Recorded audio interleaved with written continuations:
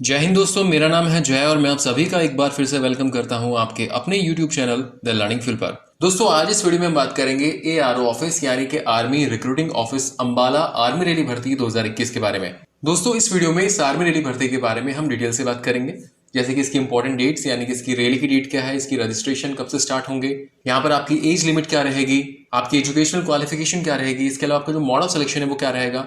ऐसे ही सभी important topics इस वीडियो में हम क्लियर करेंगे। तो चलिए शुरू करते हैं और स्टेप बाय स्टेप इस आर्मी रैली भर्ती के बारे में बात करते हैं।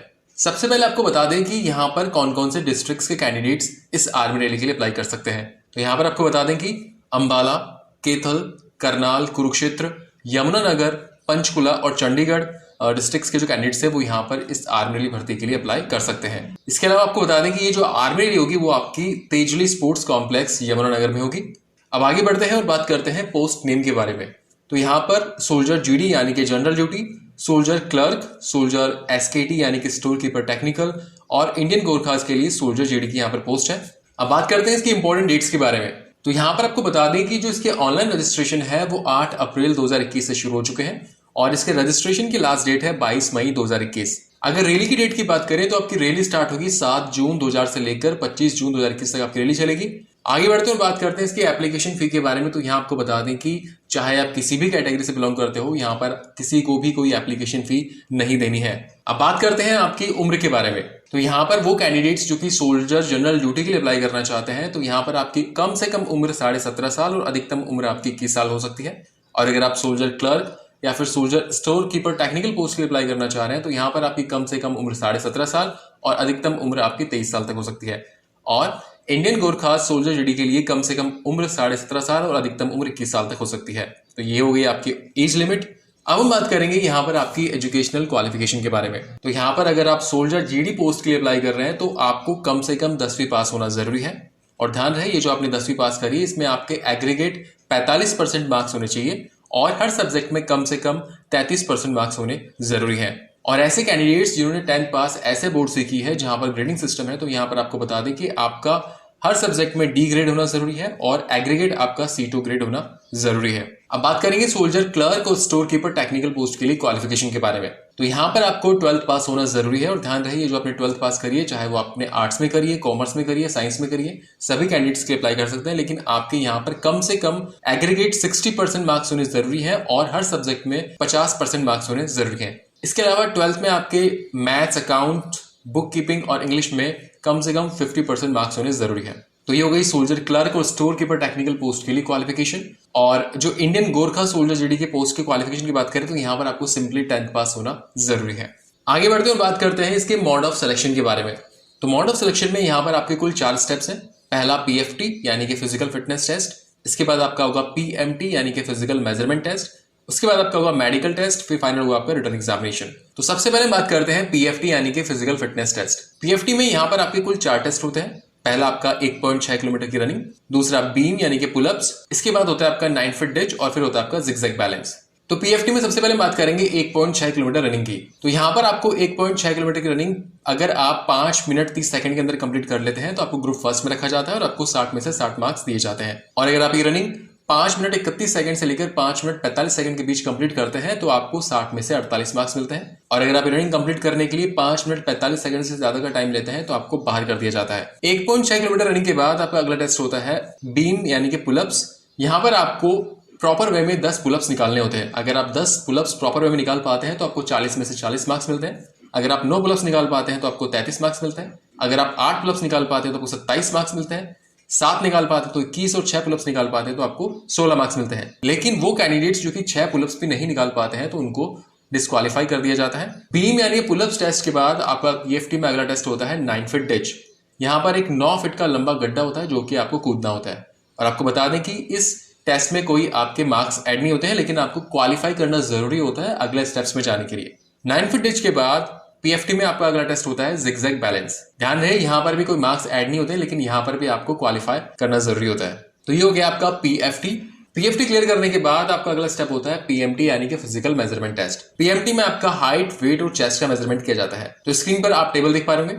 पहले हम बात करते हैं सोल्जर जीडी पोस्ट के लिए हाइट के बारे में। तो यहाँ पर आपकी हाइट कम से कम 170 सेंटीमीटर होनी जरूरी है। दोस्तों, यहाँ पर आपको बता दें कि जो आपका वेट है वो आपकी हाइट और आपकी एज के हिसाब से होना चाहिए। अगर बात करें आपके चेस्ट की, तो यहाँ पर आपका चेस्ट जो है वो बिना फुलाए 77 सेंटीमीटर और उसमें कम से कम 5 सेंटीमीटर तक का फुला होना जरूरी है। अब बात करते हैं सोल्जर क्लर्क और स्टोर कीपर टेक्निकल पोस्ट के लिए हाइट के बारे में। तो यहाँ पर आपकी हाइट कम से कम 162 सेंटीमीटर होनी जरूरी है और आपका वेट आपकी हाइट और एज के हिसाब से होना चाहिए। और चेस्ट की बात करें तो चेस्ट आपका बिना फुलाए 77 सेंटीमीटर और उसमें कम से कम 5 सेंटीमीटर तक का फुला होना जरूरी है। और बात करें इंडियन गोरखा सोल्जर जीडी के लिए, तो आपका यहाँ पर हाइट कम से कम 157 सेंटीमीटर होनी जरूरी है और वेट आपका हाइट और एज के हिसाब से होना चाहिए। और बात करें चेस्ट की, तो चेस्ट आपका बिना फुलाए 77 सेंटीमीटर और उसमें कम से कम 5 सेंटीमीटर तक का फुला होना जरूरी है। अब हम बात करेंगे आपको हाइट, चेस्ट और वेट में मिलने वाली छूट के बारे में। तो यहाँ पर sons of servicemen, sons of ex servicemen, sons of war widow, इसके अलावा sons of widows of ex servicemen, तो इन कैंडिडेट्स को यहाँ पर हाइट में 2 सेंटीमीटर तक की, चेस्ट में 1 सेंटीमीटर तक की और वेट में 2 किलोग्राम तक की छूट मिलती है। और इसके अलावा वॉर विडो का कोई गोद लिया हुआ पुत्र या फिर सन इन लॉ हो तो उनको हाइट में 2 सेंटीमीटर तक की छूट मिलती है,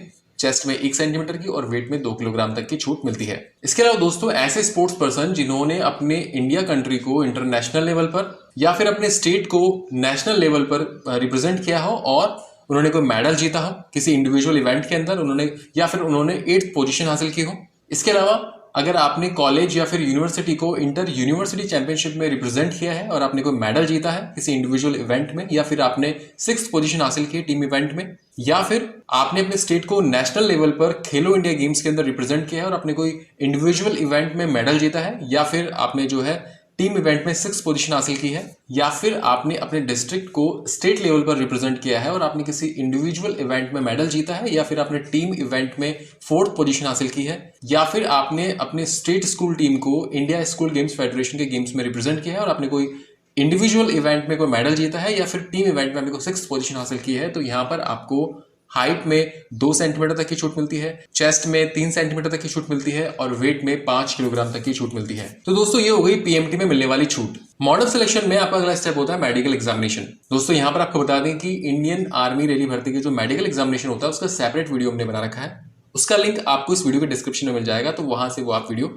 देख सकते हैं। मेडिकल एग्जामिनेशन के बाद मॉडल सिलेक्शन में आपका अगला स्टेप होता है रिटन एग्जामिनेशन का, जो कि आपका लास्ट स्टेप होता है। तो यहाँ पर जो मेडिकली फिट कैंडिडेट्स होते हैं उनका फाइनल रिटन एग्जामिनेशन होता है और इन चारों स्टेप्स के आधार पर आपका सिलेक्शन होता है।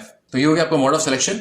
अब फाइनली बात करेंगे आपके डॉक्यूमेंट्स के बारे में, यानी कि जब आप रैली साइट पे जाएंगे तो आपके पास कौन कौन से डॉक्यूमेंट्स होने जरूरी है। तो यहाँ पर आपको बता दें कि जब आप रैली साइट पे जाएं तो आपके पास जो डॉक्यूमेंट्स हैं उनकी ओरिजिनल साथ में होनी चाहिए और उनकी 2 अटेस्टेड फोटोकॉपी भी होनी जरूरी है। तो यहाँ पर एक तो आपके पास आपका एडमिट कार्ड, आपके फोटोग्राफ्स, और ध्यान रहे यहाँ पर आपके फोटोग्राफ्स है वो रिसेंट यानी कि हाल ही में आपने फोटो क्लिक करवाई हो और वो 20 कॉपीज है यहाँ पर आपको फोटो की चाहिए होगी। इसके अलावा यहाँ पर आपके जो एजुकेशनल सर्टिफिकेट्स हैं वो साथ में लेकर जाएं, आपका डोमिसाइल सर्टिफिकेट साथ में लेके जाएं, caste certificate, religion certificate, school character certificate, आपका कैरेक्टर सर्टिफिकेट, इसके अलावा यहाँ पर अनमैरिड सर्टिफिकेट। ध्यान रहे दोस्तों यहाँ पर अनमैरिड सर्टिफिकेट्स उन्हीं कैंडिडेट्स को लेकर जाना है जिनकी उम्र 21 साल से कम हो। इसके अलावा यहाँ पर आपको रिलेशनशिप सर्टिफिकेट, ये सर्टिफिकेट उन कैंडिडेट्स को लेकर जाना है जो कि सन्स ऑफ सर्विसमैन या सन्स ऑफ एक्स सर्विसमैन या फिर सन्स ऑफ वॉर विडो। तो यहाँ पर उनको एक्स्ट्रा जो पीएमटी में छूट मिलती है वो छूट मिलेगी इन सर्टिफिकेट्स के थ्रू। इसके अलावा अगर आपके पास एनसीसी का ए, बी या फिर सी सर्टिफिकेट है तो वो भी साथ में लेके जाए, इससे भी आपको छूट मिलेगी। इसके अलावा अगर आपके पास स्पोर्ट्स सर्टिफिकेट है तो वो भी लेके जाए। इसके अलावा सर्टिफिकेट ऑफ बोनस मार्क्स अगर आपके पास है तो वो लेके जाएं। साथ ही इसके अलावा आपको जो है सिंगल बैंक अकाउंट की डिटेल साथ में लेके जानी है, आपका पैन कार्ड और आपका आधार कार्ड भी साथ में लेके जाना है। तो ये वो डॉक्यूमेंट्स हैं जो कि आपको रैली साइट पर साथ में लेके जाने हैं। सो फ्रेंड्स ये वीडियो था ARO office Ambala army rally भर्ती 2021 के बारे में। दोस्तों उम्मीद करते हैं यहाँ पर हमने आपको जो भी इन्फॉर्मेशन दी वो आपको अच्छी लगी होगी। अगर वीडियो अच्छा लगे तो इस वीडियो को लाइक और अपने दोस्तों के साथ शेयर जरूर करें। और दोस्तों इस वीडियो को लेकर आपके मन में कोई सवाल या डाउट हो तो आप अपना सवाल इस वीडियो के कमेंट सेक्शन में हमसे पूछ सकते हैं। आपका जो भी सवाल होगा उसको हम जरूर क्लियर करेंगे। So thank you for watching our video. जय हिंद।